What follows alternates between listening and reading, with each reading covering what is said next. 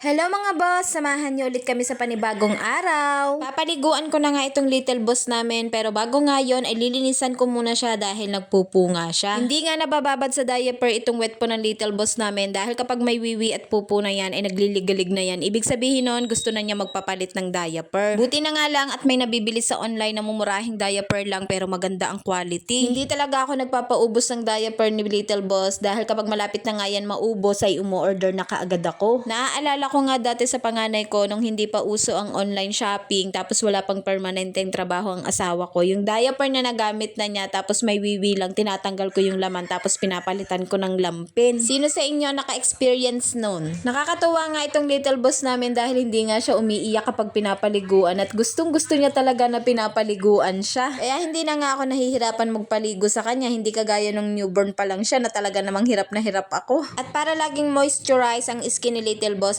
palagi ko nga siyang pinapahida ng oil pagkatapos niya maligo. At habang hindi pa nga siya umiiyak ay ilalagay ko nga muna siya dyan sa rocking chair niya para mapaliguan ko naman ang toddler ko. At kung kailan nga pinapaliguan ko na ang toddler ko ay saka pa nga yan iiyak, kaya dali-dali talaga ako kapag magpapaligo ako sa toddler ko. Bago nga yan matulog, umiiyak muna yan. Gusto ko nga sana siyang bilhan ng pacifier kaso nga lang baka masanay dahil siya talaga mayat maya talaga yan ut-ut, hindi nga kagaya ng dalawa kong anak. Dahil yung dalawa kong ang anak kapag busog na ay tumitigil na sa pagdede, hindi kagaya niyan kahit busog na, hala, panay pa rin ang uto. Kaya minsan talaga sinusuka na niya dahil nga overfeed na siya. At sa wakas natapos na nga din ang pinapagawa naming sidecar pero hindi pa nga as in tapos dahil wala pa nga itong upuan at wala pa ding bubong. Pero dahil hindi na nga din ako makapag-antay, eto nga at kinuha na ng asawa ko doon sa pagawaan at sa iba na nga lang daw niya palalagyan ng bubong at saka ng upuan. Panay din kasi ang tanong ko kung hindi pa ba tapos ang pinapagawa niyang sidecar. Kaya ayun, pati nga siya ay nainip na din kaya ito at kinuha na nga niya at sa iba na nga lang daw niya palalagyan ng bubong at saka ng upuan. Pero hindi ibig sabihin nun hindi namin gusto at mabagal yung pinagawaan namin. Talaga lang maraming silang gawa kaya hindi agad natapos itong pinapagawa namin at wala pa naman tong isang buwan. At saka paga din ang kamay na nakatoka sa nagagawa ng bubong at ng upuan. Doon nga din kami nagpagawa ng una naming sidecar kaya masasabi ko talaga na quality nga ang gawa nila. And tadan, eto nga't napagawa na ng asawa ko ng bubong at napalagyan na nga din niya ng upuan. Ang kulang na nga lang ay yung bubog dito sa harap. Eto nga parang antena, inilagyan ng asawa ko ng cover dahil may mga bata nga naglalaro dito, delikado baka mamaya matusok. At aalisin na nga lang yan kapag gagamitin niya at kapag aalis kami. Stainless at galvanized nga ang ginamit na materials dito at umabot nga ito ng 26,000 pesos. Sa tingin nyo, hindi na ba kami lugi dito? Sa palagay ko hindi na naman at sulit na naman ang binayad namin dito dahil ba naman sa ganda ng quality ng sidecar na to. At nasunod talaga ang design na gusto ng asawa ko. Ito nga lang kalahati ng pinaka-crash guard ang hindi stainless dito at ang iba ay puro stainless na. Papagawa na nga lang namin ito ng trapal para kahit naulan ay makakaalis pa din kami ng bahay. Kung Tagalipa or Batangas ka nga at nagbabala ka magpagawa ng sidecar, baka gusto mo magpagawa sa pinagawa namin ng ganito. Pati nga ang tapaludong style na gusto ng asawa ko ay nasunod nga din. Pugot style nga ang pinagawa ng asawa ko dahil dito sa pinakalikod ay lalagyan niya nga yan ng speaker. At eto nga ang speaker na parang mini video okay ang ilalagay niya dyan sa pinakalikod. At yun lang ulit, salamat sa panonood!